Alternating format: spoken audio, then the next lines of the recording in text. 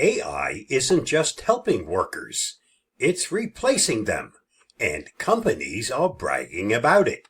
AI as a productivity booster. When AI was first hyped for the workplace, the narrative went something like this. AI won't replace workers. It will free them from repetitive tasks so they can focus on higher level, creative work. That's a lovely idea, and yes, AI can and does automate mundane, time-consuming tasks like data entry, scheduling, report generation, customer service inquiries via chatbots, predictive maintenance in manufacturing. In these cases, workers often become supercharged with AI tools. A graphic designer using AI to whip up variations. A coder using GitHub Copilot to speed up dev time. A doctor using AI to help read radiology scans more efficiently. That's augmentation, and it's real. But here's the darker flip side. The reality, AI as a cost cutter, also known as job replacer. In actual practice, what's happening more and more often is this. AI replaces roles, not just tasks. Here are some real-world examples. IBM. IBM's CEO said in 2023 that they expect to pause hiring for roles that AI could soon replace, particularly back-office HR functions. About 7,800 jobs could be affected. Gannett USA, today's publisher. They used AI to help write sports articles and laid off human writers. The AI-written articles were clunky and error-prone, but hey, they saved money. Call centers. Tons of call center jobs have been outsourced, then automated. AI voice assistants are getting more human-like and are being adopted not to help agents, but to replace them. Tech layoffs.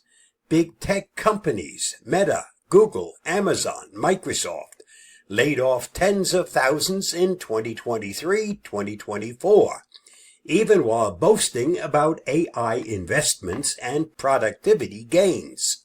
Many of those laid off had roles that overlapped with tasks now handled by AI, including middle managers, developers, and data analysts. The economics behind it. Let's not sugarcoat it.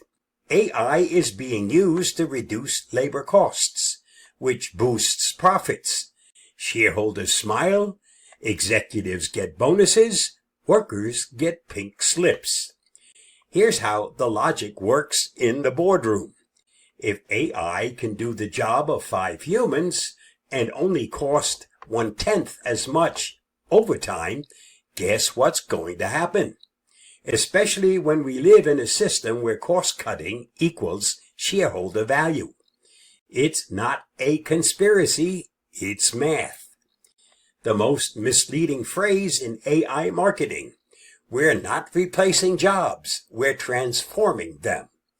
Translation, we're cutting 40% of your team and expecting the remaining workers to do 140% of the work with AI.